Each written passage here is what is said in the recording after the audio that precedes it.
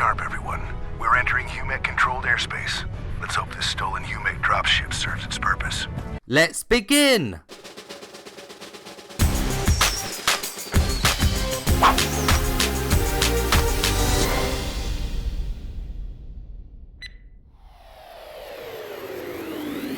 In Scraper First Strike, you are a pod pilot and must stop robots. You begin your mission by landing on a helipad on top of a massive sky tower. This area is named Skydeck and basically serves as the main hub world. On it is an elevator that takes you to different floors of the tower, which is where the main missions take place. Before you can actually use the elevator though, you must complete your pod training. Your pod can do quite a few things. It can dodge out of harm's way with a boost ability. This does need to recharge to be able to be used again, but the time it takes to do so is very brief. Your pod also comes with a scanner, which gives you details on new enemies you come across. It also has an EMP blast ability, which stuns enemies that get close to you, which is very effective, if followed up with a melee attack straight after. If you do take damage, you can recharge your shield by pressing a button, but this does have a longer cooldown than the EMP blast. There's also a super weapon that makes a beam shoot out of the front of your pod. This is very powerful and can go through more than one enemy at once. Saving this for the perfect moment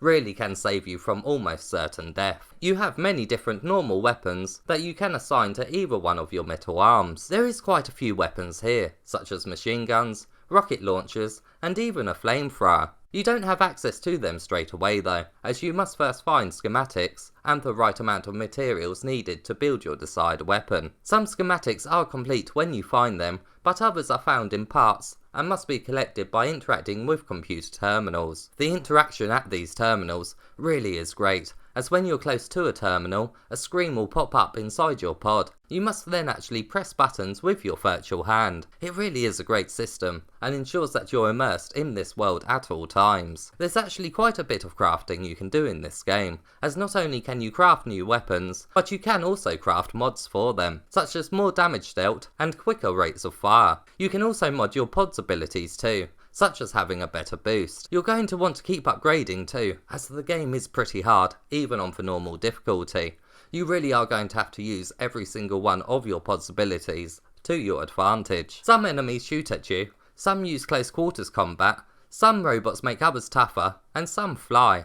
When they're by themselves, they're not too much of an issue to take on, but when a variety of them face you all at once, your health can go down very quickly. It really demands quick reflexes with your boost ability, as well as instantly knowing which enemy to take out first. The one thing I found myself using quite a bit in the combat though, was my melee attack. Even after powering up my weapons with mods, my metal arms were still the most efficient way of taking out most of the enemies. Zooming towards them with a boost and then smacking them around, it's very cool, especially as the robots do have a ragdoll physics engine attached, but mainly sticking to my melee weapons did slightly detract the sense of reward I felt when I could finally afford a new mod upgrade for a weapon. After I'd completed my first floor and returned to the sky deck, I really thought each other floor was basically going to play out in the same way, so I was happy to learn that each mission was quite different as I played on. Some missions include fixing a conveyor belt, but the cool thing about it is that your mech transforms into the equivalent of a forklift truck. It doesn't sound amazing, but it's a welcome change. There's also a pretty tough escort mission here, and there's also one with horror elements, which takes place in darkened corridors, where robots are powered down. Or are they? There's even some boss battles here. They're large in size, and a couple have quite cool designs and attack patterns, but one just didn't seem that well balanced, and I only got through its tough difficulty by taking advantage of the AI's poor movement patterns. It wasn't that thrilling, but the other two I faced were exciting and intense, although one is very hard. The end boss battle is so tough. I obviously won't show it, but like for best boss battles in video games, it does require that you use most of your abilities and in quick succession. The real issue here is that damage can be done to your pod quite quickly by attacks near the end of the fight. It's a slow process getting back to this stage, and I must admit, I rage quit a few times. This wasn't the only thing that really frustrated me during my playthrough though.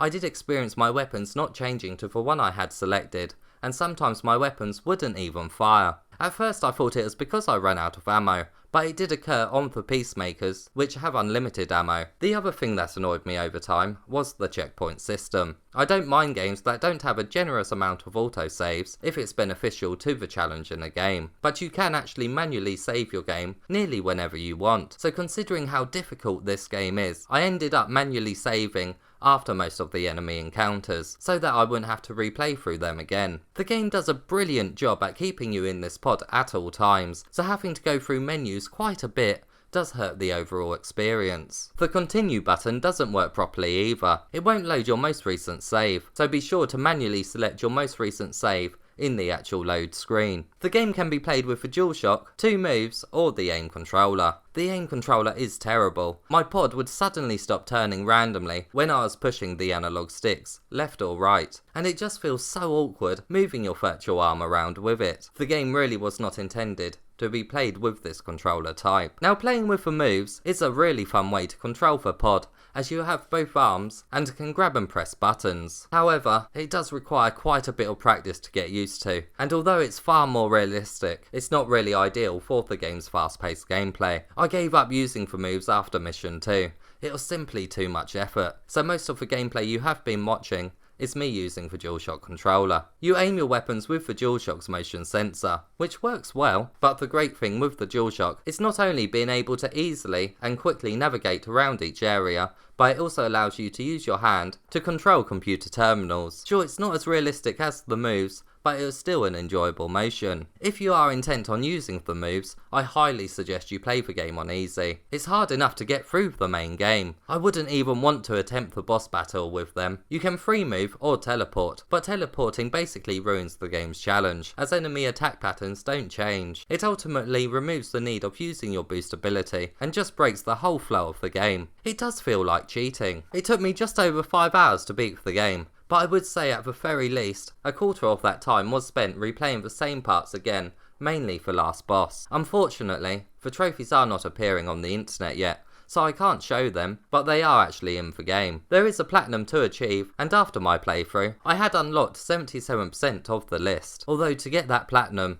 I would have to spend a lot more time here. The main ones that will take a bit of time to get is for reading every document on computer terminals and for completing the game on hard. It's actually a brilliant list overall, but good luck with beating the game on hard.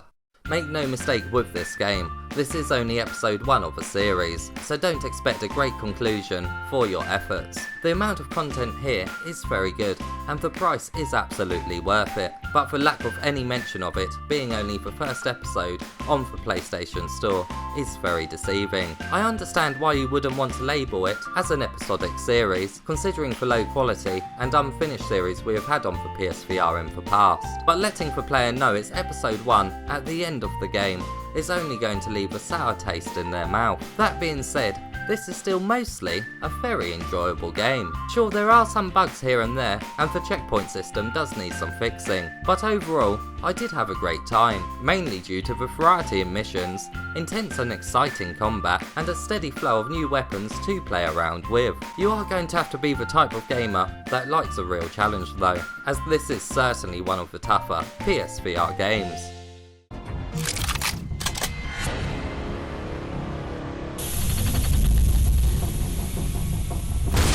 What the holy hell is that thing?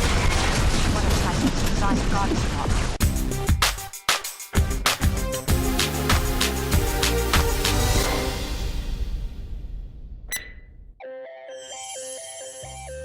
It is a tough one to get through, but the satisfaction of doing so is quite rewarding. As always, if you enjoyed this review, please give it a thumbs up and subscribe for more PSVR content.